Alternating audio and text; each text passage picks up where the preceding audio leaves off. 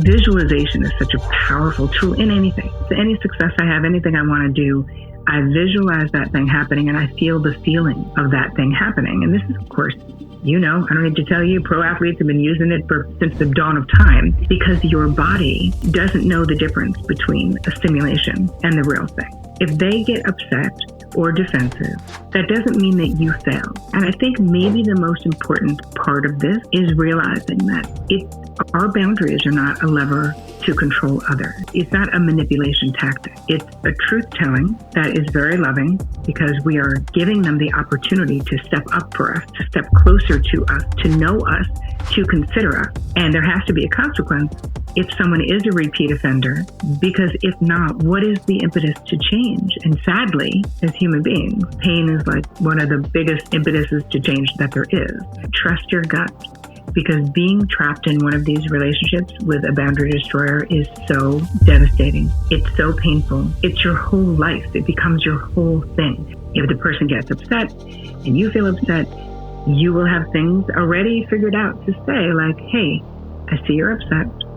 I love you if you do, like if it's a close person, and yet I still need you to call me before you, where we can lovingly hold our boundaries, still be compassionate to the people in our lives. It is not compassionate to let people walk all over you. It is not compassionate to not tell the truth when someone hurts your feelings.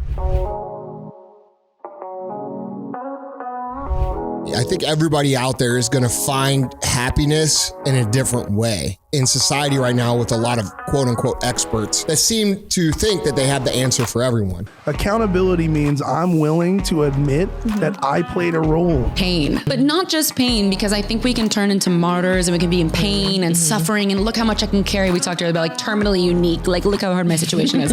Your heart kind of tells you the truth all the time, even when it hurts. In order for you to get all the gifts at the end of the rainbow, you have to be responsible for your own energy. My purpose is to bring change and confidence and leadership to the world, right? So when people see that somebody like me can achieve, it gives them hope. It is interesting when we release our ego and make it less about us and make it more about the people who actually need our message. I do it now. I'm not waiting to be a billionaire to help financially people.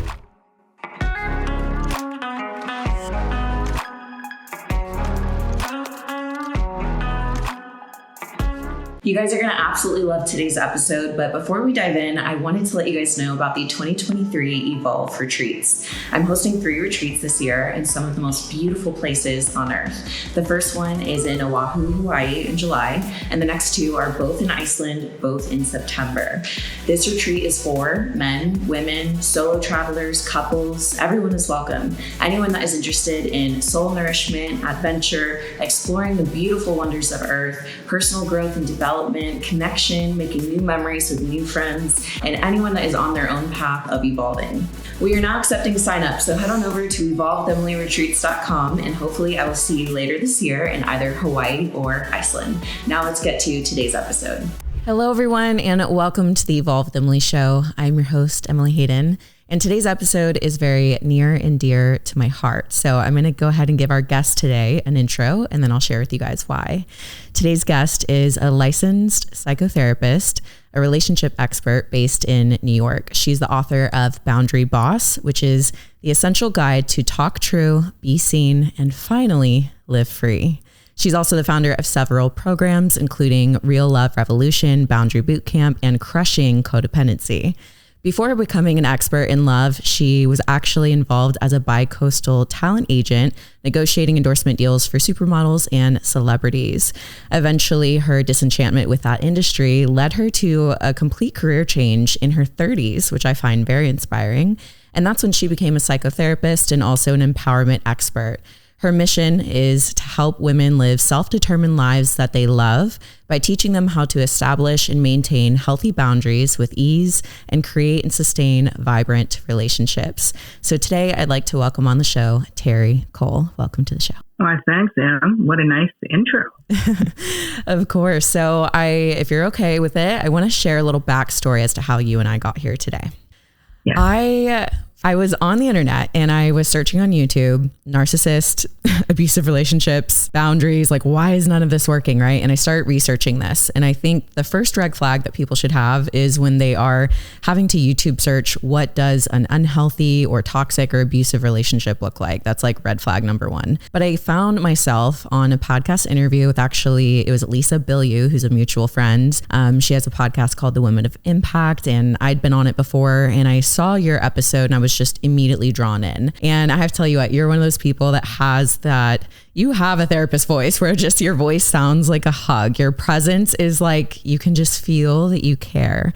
And so immediately I was really drawn to the episode. I immediately bought your book, Boundary Boss.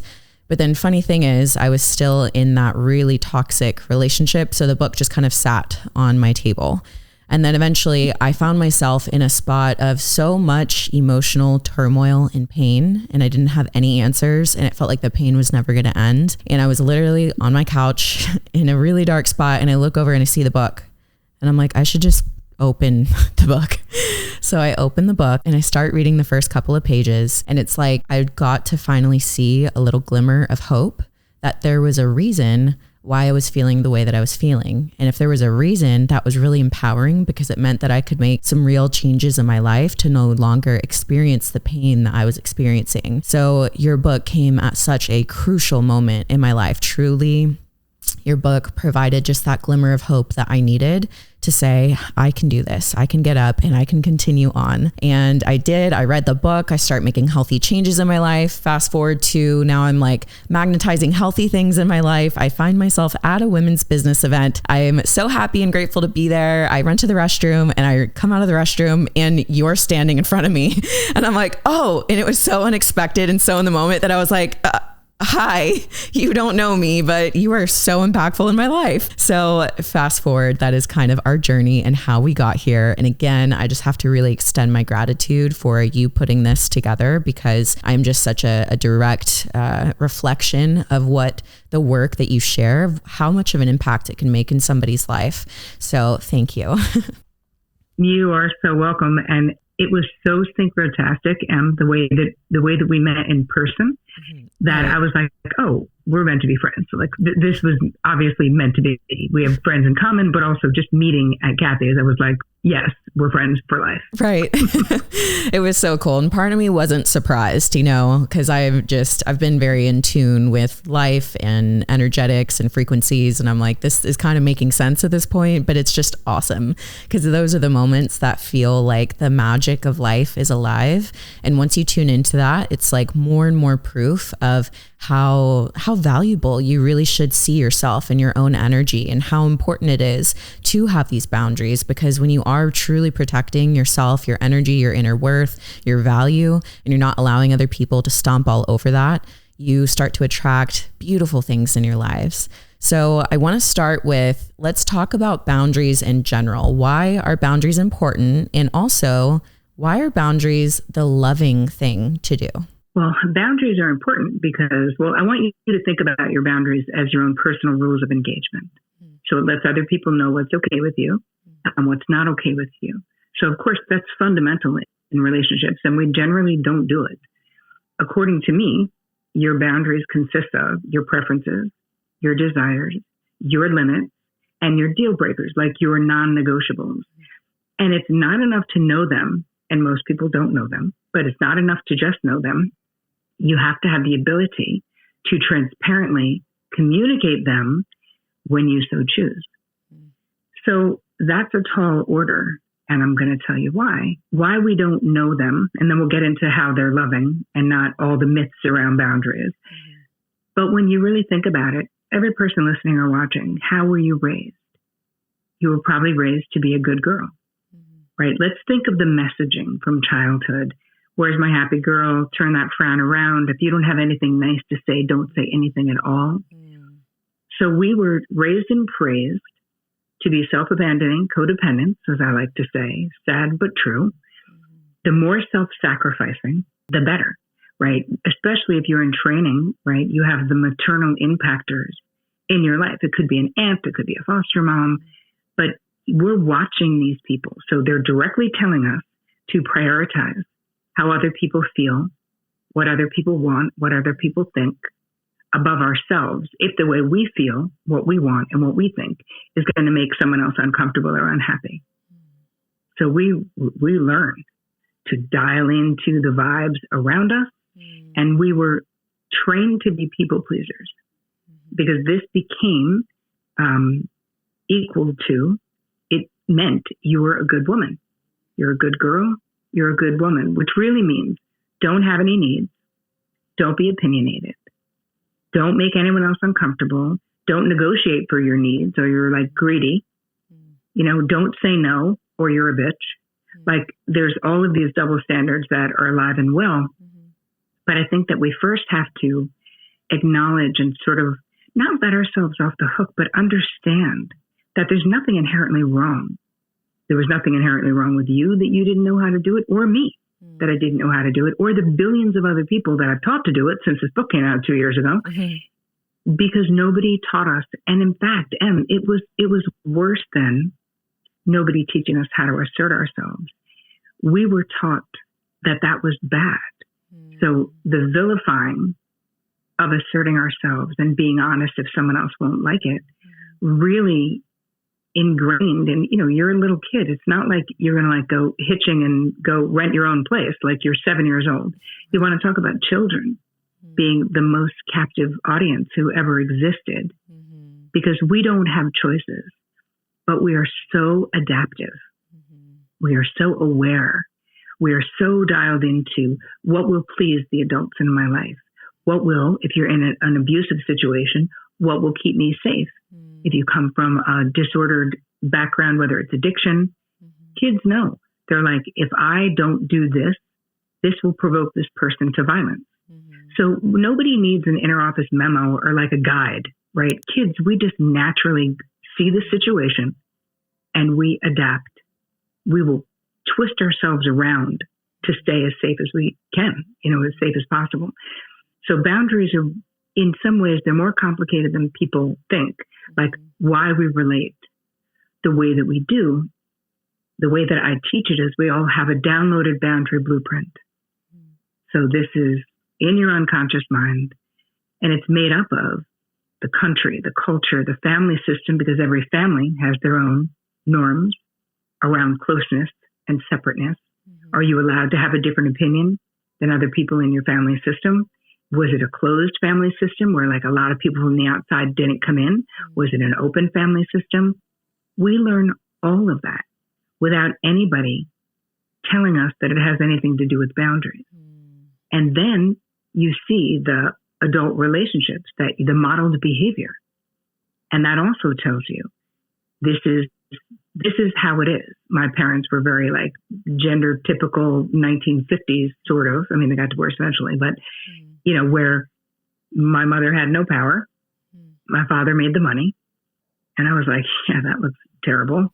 Right. I definitely don't want to do that. I definitely want to be the one who makes the money. If that means I get to be the one who has the power. Right. But anyway, every person listening has their own downloaded boundary blueprint, and our boundaries are all disordered in our own way. But as Emily said at the top, there is hope, because I want you to look at it like a language that nobody taught you, and you wouldn't feel bad about yourself that you weren't fluent in French simply because you wanted to be.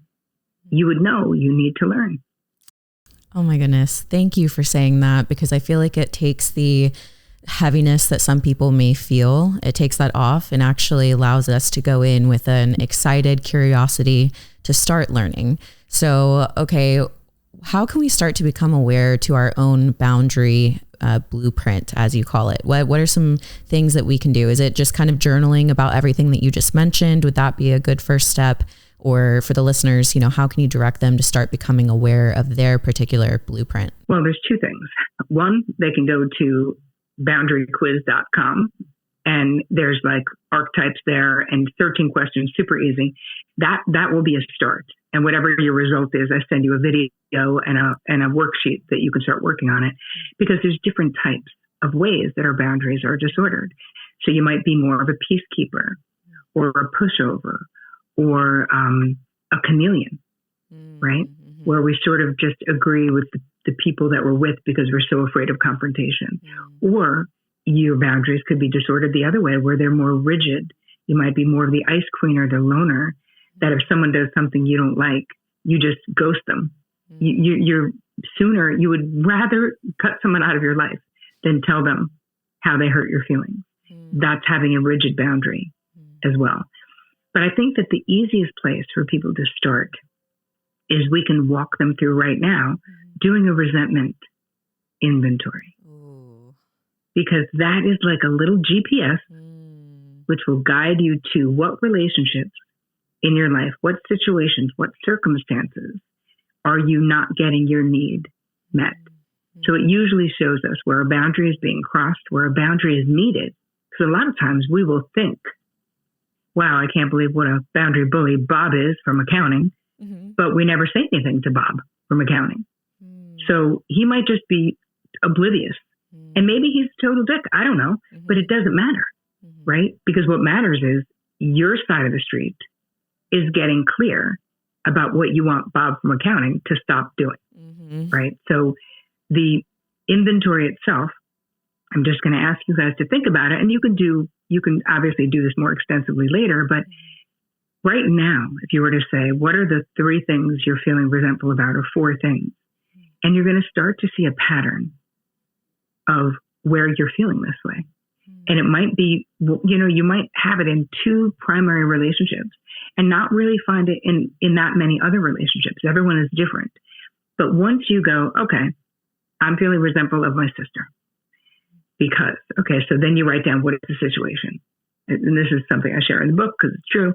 So when we both lived in New York, my sister would use her key to come into my apartment and borrow clothes. And we always shared clothes.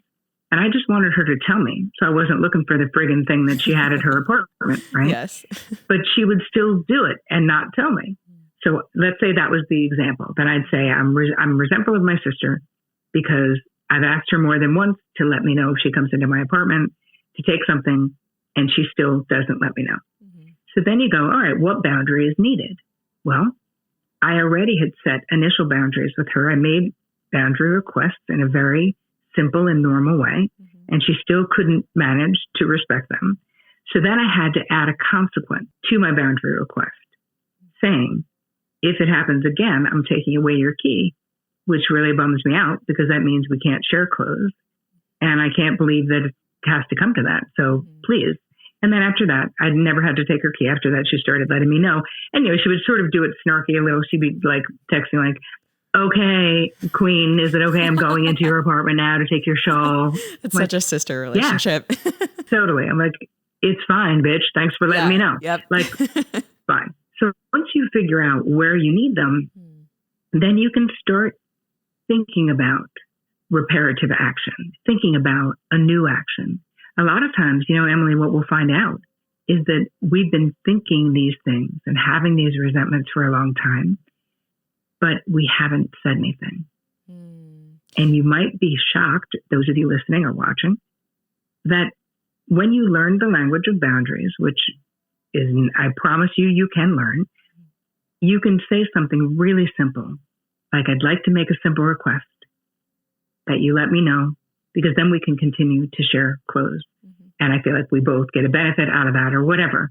Like, it doesn't have to be super aggro. It doesn't have to be we have to talk conversation. Right. Because damn, nobody ever wants to talk to you when you say that, right? Right. Make it normal. And you might be really surprised at how some people will really be grateful for the fact that you had the courage to say something. And other people will be defensive and other people will push back. And we can talk about that as well. But what you have to know about yourself is that you're not fragile. Why are boundaries the loving thing to do? Let's think about it from this perspective. When you say yes, when you want to say no, under the guise of being nice, under the guise of being loving, think about it. Is that loving? No. Because what are we doing? We're giving the people in our life corrupted data about who we are, about what we like, about our preferences, our desires, our limits, and our deal breakers. And then we feel existentially alone will be in relationships and be like, this motherfucker does not know me at all. Wow. You know why? Because you're not letting them know you. Wow. Oh my goodness. That is beautiful. Thank you. So, okay. When we have set the boundary and we find that people are giving us pushback, I know there's different levels from people who simply give some pushback all the way to someone who you call a boundary destroyer. So could you take us into what that pushback looks like and then what it's like when you're dealing in a whole different ballpark of a boundary destroyer? In regular relationships that are not inherently toxic, we'd say, or super unhealthy, I put people in categories of boundary first timers, then repeat offenders, and then boundary bullies. But a lot of times the boundary bullies end up in the boundary destroyer category. So for our purposes, we're going to talk about first timers and repeat offenders. Okay. Someone who you have never spoken, never made a boundary request to, never shared the preference, never set a limit with in actual words. So you can't tell me they should know, we all like to say, I mean, if they were a decent human being, oh, listen, trust me, I hinted, they know. I was cold. Right. They know. Right. I'm like, you were cold, they're just confused.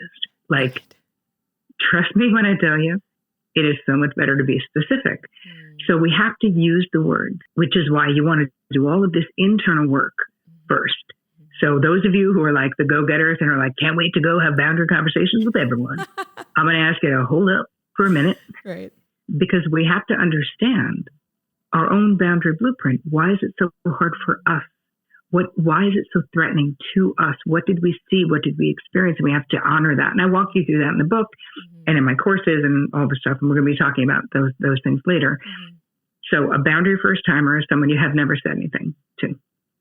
So the way we approach a boundary first timer is we don't assume that they're going to be a jerk about it. We assume we're going to be hopeful that the person is going to want to hear what we have to say. But regardless of the way anyone responds, first timer, repeat offender or boundary destroyer, your healing comes from the action of asserting your truth, trying to get your needs met, being the hero of your own story, right? By negotiating for yourself, not putting it on someone else, like they have to take care of you or they have to read your mind, because they can't. And all of our boundary preferences are so different as people. Like they're as unique as your fingertips, your fingerprints. So we're going to approach this person, and I have a 4-step process of how you approach, where you're going to be proactive, right? Sometimes we don't have time to be proactive, but what we're talking about right now, you do, because with your resentment inventory, these are experiences that have already happened. So you're basing it on evidence that you have. So you're going to first get super clear about what the boundary is that you need. So with the sister example, I needed to tell her to stop going into my house. Then we're going to make a decision about when is the best time to have this conversation. If you know the person is not a morning person, then 6 a.m. probably wouldn't be a good time to do it, right? Right. We know our people. You want to do it when you're casual. You want to do it when people are relaxed, not like the day before the biggest presentation they've ever had in their life. Right. Like set yourself up to succeed, right? And then we're going to really get to the nitty gritty of a script. So in the book, I give you an entire chapter that are just scripts, because so much of the time my therapy clients would be like, I was right there. I was in my boss's office. I was at his desk. I was going to say it, but no words came. Wow. Because we can't be winging it. We need to be prepared. Being proactive is so important. So again, you can use a really simple sentence starter like, I'd like to make a simple request, and then fill in whatever your boundary request is. Again, we don't know. They may or may not do it. You might want to give a little context, right? Which is not the same as convincing the person you have a right to have the boundary. Because I feel like a lot of us have been trained to feel so bad about saying no that we feel like we have to build a whole fucking case as to why we're saying no. It needs to be a good enough reason, and they need to be on board with our no, which is not going to happen in a lot of cases. And so I really want to get clear about the difference between providing context in the situation with my sister The context was the part about, I'd like to make a simple request that you let me know before you go into my house, because then I'm start looking for things that are at your apartment and I'm never going to find them, and that's frustrating. But also, if you don't, then I feel like eventually we won't be able to share clothes. And that's a bummer because we have double the closet when we can share clothes or whatever, right? So it was almost like a mutual benefit in that context that I was sharing with her. So you're going to actually have your script. And of course, you don't have to say it exactly, but you do want to get those words in your body. Because if it's new, if boundary setting is new, if having these, talking true, as I call it, if it's new for you, sometimes you may have an unexpected emotional response. Like you might just spontaneously feel like you're going to cry, or your face gets super red, or you know what I mean? And if you say it a few times in the mirror with a friend, what you find is that it's in your body, because we're such holistic beings that it makes it less threatening. Okay, you've already said it a couple of times. And then the last thing is we're going to visualize and we're going to execute. So the visualization process is really important because you have to be able to see it. And when I say visualize it, I'm not saying we're visualizing them doing exactly what you want them to do, because that's their side of the street and that's them, right? That's not your responsibility. But seeing yourself being calm, feeling centered, feeling fine, right? Doing it. You have a pleasant look on your face. You're not freaking out. Your face isn't beet red. You're not crying hysterically, right? Those things are really important because, again, visualization is such a powerful tool in anything. Any success I have, anything I want to do, I visualize that thing happening and I feel the feeling of that thing happening. And this is, of course, I don't need to tell you, pro athletes have been using it since the dawn of time, because your body doesn't know the difference between a simulation and the real thing, right? When you're going through it, it's like you're doing it.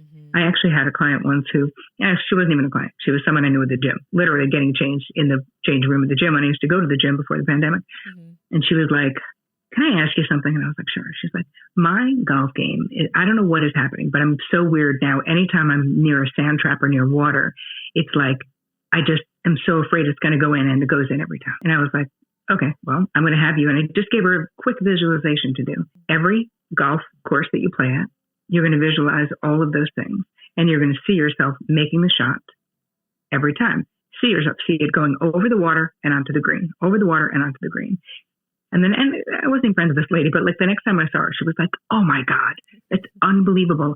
I have not hit my ball in the water since I started visualizing. Wow. Now, is that magic? I don't freaking know. I just know it works. So right. It does matter. So that's number 4 of the proactive boundary success plan, is you're going to visualize and execute. And I think maybe the most important part of this is realizing that our boundaries are not a lever to control others, right? It's not a manipulation tactic. It's a truth telling that is very loving, because we are giving them the opportunity to step up for us, to step closer to us, to know us, to consider us. And every person that you do this with may not be able to, especially the first time. You're going to stand your ground. If they get upset or defensive, that doesn't mean that you fail. If you had that conversation, you're a full-blown success. We're going to let the chips fall where they may. If the person gets upset and you feel upset, you will have things already figured out to say, like, hey, I see you're upset. I love you if you do, like if it's a close person. And yet I still need you to call me before you use the key to my house, or whatever the thing is, where we can lovingly hold our boundaries, still be compassionate to the people in our lives. It is not compassionate to let people walk all over you. It is not compassionate to not tell the truth when someone hurts your feelings. It is dishonest, and it breeds more of the same. It breeds contempt everywhere, which we don't want, but so much resentment on our part, because we start thinking, oh, it is dishonest, and it breeds more of the same.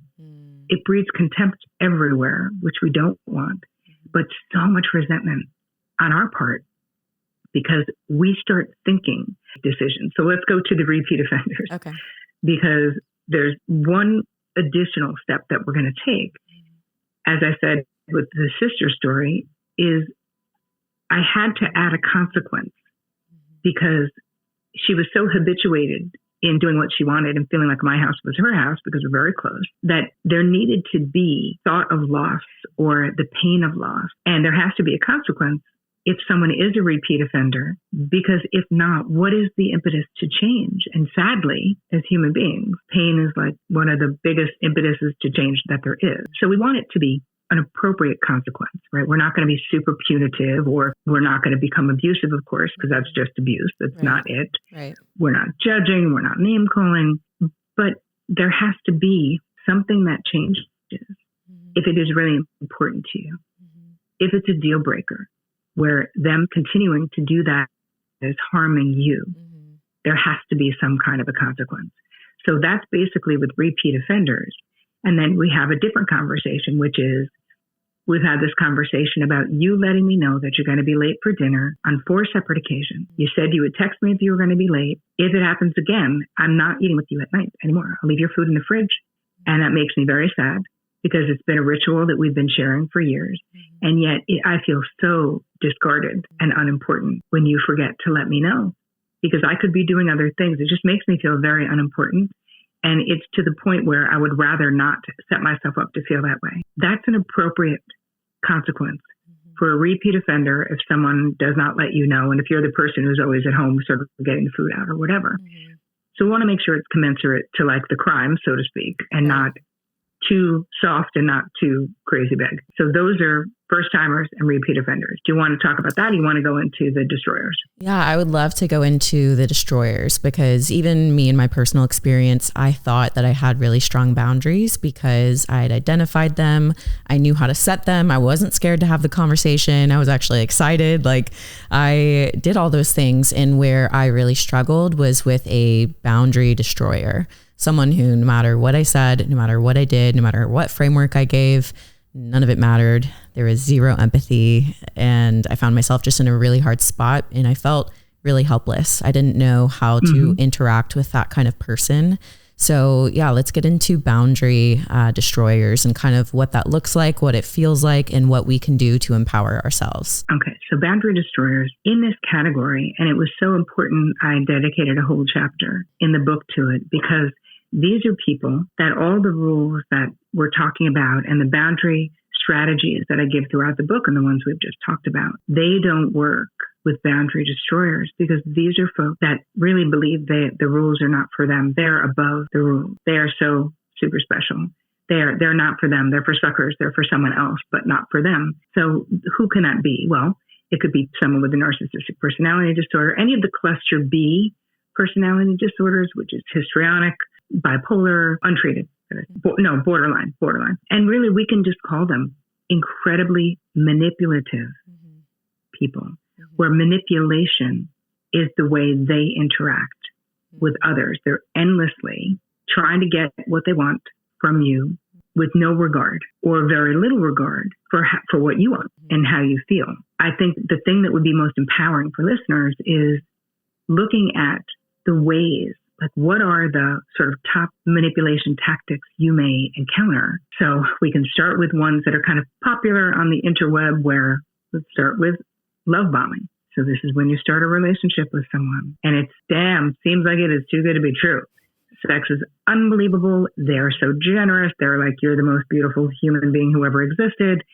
You can't keep your hands off each other. You want to see each other all the time. They're showering you with gifts and all the things they're talking about, like going to a wedding together in like 10 months from now and you're on date 3, like all of this future tripping together to like, it's like luring you into this web, but it is very compelling. If you've ever been love bombed, then you know that it is, it's a drug of its own. It's so seductive. How can people identify that they're actually being loved bombed versus like, maybe I found my soulmate, right? Because I feel like that's quite a line to teeter. And I think sometimes when people are experiencing it, it's really difficult because you want to believe in this beautiful love where you're both just fully in it, right? But then you start looking into love bombing and you're like, this could also be love bombing. Well, part of it is, let's check the urgency of the way the person is behaving, where there's a lot of urgency to everything. And there's like a super accelerated timeline of like moving in together and taking everything to the next level, like securing like your entrapment, so to speak, but you don't know that. That's because so somewhere down deep, right? Somewhere down deep. And I don't know, have you experienced this? Oh yeah. Yes. Yes, I have. Yes, I have. If you looked back on that scenario, there were red flags that somewhere gave you a little bit of a twist in your gut. Oh yeah. A little sense, right? That you're like, that's too much too soon. That's exactly. Why does he want me to meet his, yeah. Yeah, that's exactly how I would describe it. And I remember just from a text message, literally my stomach twisting in a knot. Like it felt so horrible. And it was a moment of conflict, but it was how they responded through text. And it was just like this huge twist in my stomach. And I was like, oh no, absolutely not. And I actually left very, very early. Or I meant to leave in that moment. But what happened was we had a conversation and they described they'd never had a healthy partner who actually meant what they said when they said, I'm really sorry if I hurt your feelings. So in my mind, I fell into the trap of, oh, they've just never been with someone who really loves and really cares. And if I just show them that I really love and I really care, then we can have a happy relationship and they don't have to be so upset. Now I look back and I'm like, wow. Right. But you see how convincing, how intuitively conniving, they know exactly what to say, but you have to trust your gut. So what I always say to my therapy clients, if I get a sense that it's all going a little too fast, I always will encourage them to tap the brakes a little bit. Just tap the brakes. Spend a weekend with your girlfriend. Tell them you're doing whatever, because here's the thing. If the person is a narcissist or does have one of these disorders or is a super manipulator, they'll be so enraged that you have the nerve to want to spend time or like to ruin their weekend plans, or maybe you don't want to go to the perfect dinner that they planned at Nobu. You're like, I kind of feel like having Italian. So even if they're love bombing you, I feel like you'll be able to see that there's a part of them that is, they will turn. They will be like, I can't believe how ungrateful you are for how much work I put into this date, and it really hurt my feelings, and I'm really upset. Like, they don't want you to have other people in your life. They don't like the other people in your life. They find fault with all the people. And, you know, this is typical of abusive relationships in general, where there's a lot of isolating going on.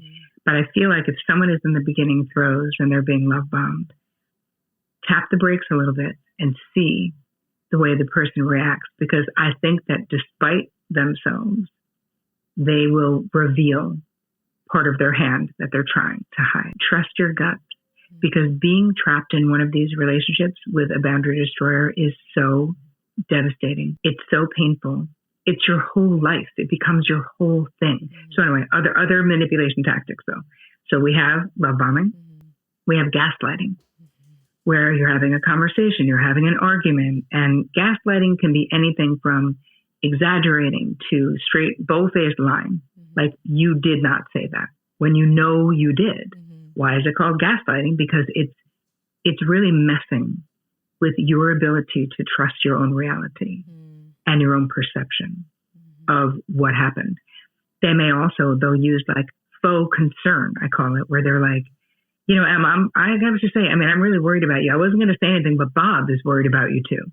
Bob called me the other day and said that you're off the rails, and it's not just me.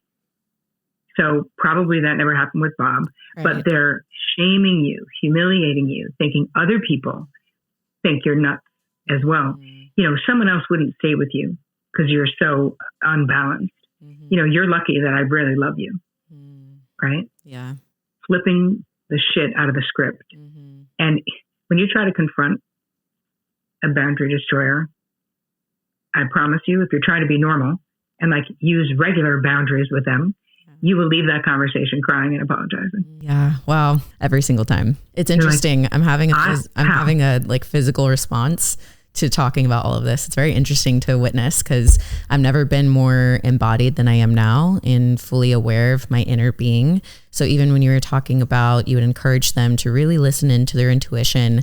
You know, I look back to my previous self who was in this kind of relationship, and man, I would tell her to get alone and get in nature and to breathe and to feel into her body and to really feel what the relationship feels like. What are those underlying feelings? Get away from the person, have time for yourself, and really tune into yourself.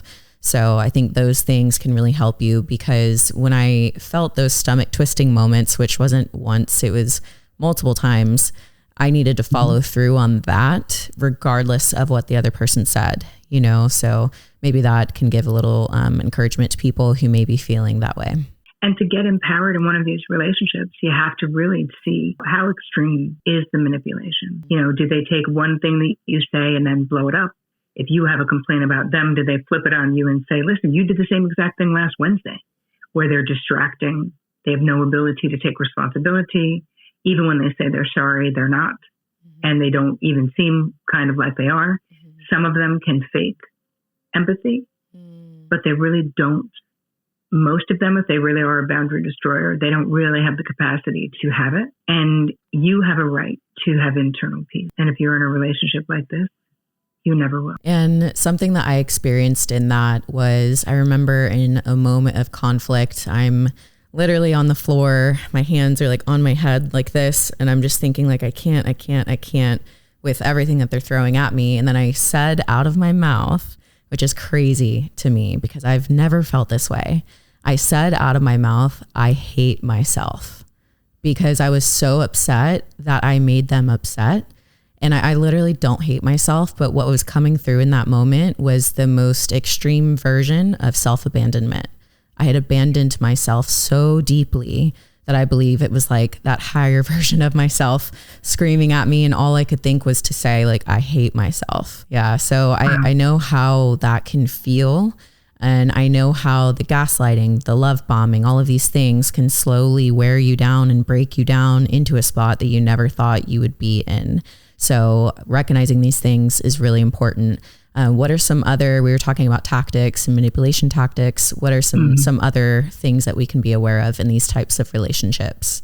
Well, it depends on how dangerous the person is, right? So if we're talking about someone who has been violent before physically, I mean, all bets are off, right? Because your physical safety has to be the number one thing. So if you're in that situation, you have to find a way to know you need to leave.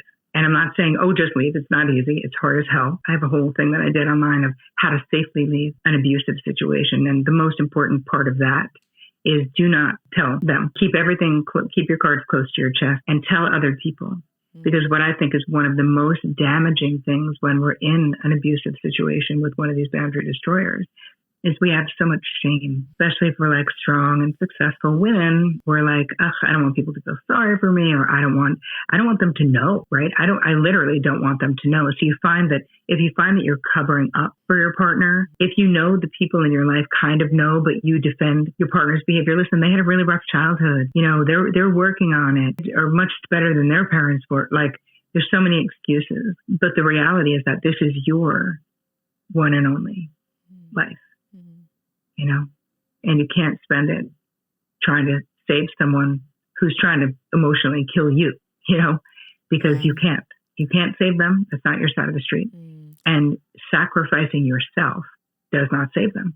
And I also will say sometimes in that moment you feel like you have no one that you can talk to, because maybe at this point you have isolated, maybe you've even isolated yourself, maybe you've even agreed with their judgments about your friends and family, and so you're no longer having those close relationships. I guarantee you can think of just one person to be fully honest with. Find that one person, call them, text them, and share the real details of what's going on, because sometimes we do need somebody else to stand with us and support us and encourage us as we take the steps that we need to take to be free from something like this. Absolutely. It's great advice. And I would say, don't try to do it on your own, because that's really scary. And that's also when we're most vulnerable to be sucked back in, because that's when the full court press is going to either to get you back or full court press to destroy you, one or the other. So my feeling is who we're talking about is a family member, a parent.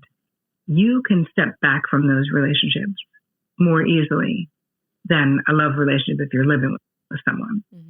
So there's nothing disloyal about protecting yourself from super unhealthy relationships. Being in your life, being in the VIP section of your amazing one-of-a-kind life, that shit is a privilege that not everyone deserves. Some people need to just be in a fucking mezzanine. Like, that's it. Some people just do not get VIP.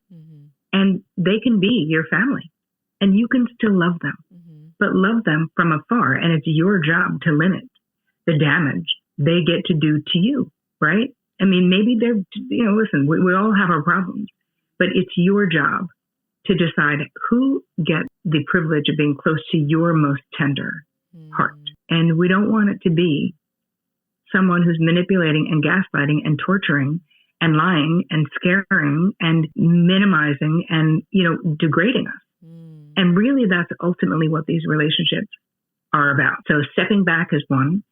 I mean, and perhaps, listen, if it's not extreme with the boundary destroyer, but the person's very defensive or gets very angry, has anger issues, you certainly can try to get into therapy. You certainly can, ask them to say, hey, this is the way we're interacting around this is really painful. But my whole thing is, if they're really truly a boundary destroyer, there's only so much that you can do because those personalities, and listen, not everyone is a full-blown boundary destroyer, but those personalities have a limitation on what they're capable of doing. So maybe someone has narcissistic tendencies, but isn't like a full-blown, no empathy narcissist. Right. Well, certainly then you can try to have better boundaries with them and tell the truth about how you feel and stand firm. Because listen, all of the relationships that we're in, there's obviously something good about those relationships too, or we wouldn't be in them. So it doesn't behoove us to look back and be like, it was only all bad, right? The bad outweighed the good, which is why hopefully we ended them. But we're drawn to people for reasons. So my feeling is there is hope. Unless you know this person, you've tried, and you know this person is not going to change. Then you have to do exactly what Emily said and get a trusted other, as we call them, who can witness and support, and don't do anything alone. I would say move out when the person's not home. I would say do not warn them, right? Like whatever you need to do to protect yourself, that's the most important thing. And then you have the whole process of the person trying to hoover you back in to the relationship. And they'll always find it'll be like your father's death anniversary day where they'll be like thinking about you. So we need to just block the shit out of those people. Once you do make it out, you just need to block, is what I'm saying. Thank you for sharing that. And I'd love to hear your opinion on just this kind of thought process around getting into new relationships. So I've heard and I've seen it a lot on social media and even from therapists that often when you get into a relationship, even if it's healthy, they say that you will trigger each other's wounds and you have this opportunity to work on it. But I think sometimes that can be confusing because you can think that you're in this loving relationship and all of a sudden there is emotional and mental abuse happening, but maybe you can't really recognize it. And you ask yourself, is this what they're talking about? Are they just talking, oh, we're just triggering each other. Now we need to love each other and work on it. Like, where is that line, right? Because I think when you're navigating the relationship, sometimes it's just really hard to tell, okay, are we meant to work on this together? Or is this borderline manipulation, a little bit of gaslighting? Like where can people identify that line for themselves? That's a great question. And this goes back to sort of what we were talking about at the top. Your boundaries are your own personal rules of engagement. And there has to be agreement in relationship of how we'll talk to each other, how we'll treat each other, even if we are activated or triggered, as people love to say. Right. There will be an agreement, like no name calling, no cursing. You can talk about it. I would always say to my husband, who is not abusive, by the way, but we met and he wasn't like a therapist, right? So, he would be like stomping around and like being all, have this dark cloud around him. And finally, first I'd be like ignoring him, like, okay, maybe you just woke up on the wrong side of the bed, fine. But then if it would continue, I'm like, okay, what's the problem? And he would be like, well, my friend just died. He's only 2 years younger than me, like, or whatever. And I'm like, okay, how about we talk about your friend's passing? And I was like, you can have any feelings you want. You can literally never take them out on me, though. So you want to talk to me about anything? Talk. You're sad. Tell me about Peter. Let's talk about him. I'm here. I will be in the foxhole with you till the end of time, but I will not be a punching bag for your displaced aggression. And so part of it is establishing these rules of interacting. If you are so angry that you can't not raise your voice, then we need to put a pin in this until you self-regulate. to a place where we can have a productive conversation. Because here's the thing about love. When you love someone, your main job has to be to not try to hurt them, right? It doesn't take a rocket scientist when you're in a love relationship to figure out the meanest shit that you can say to someone. That's like so pedestrian and lowbrow. Like, duh.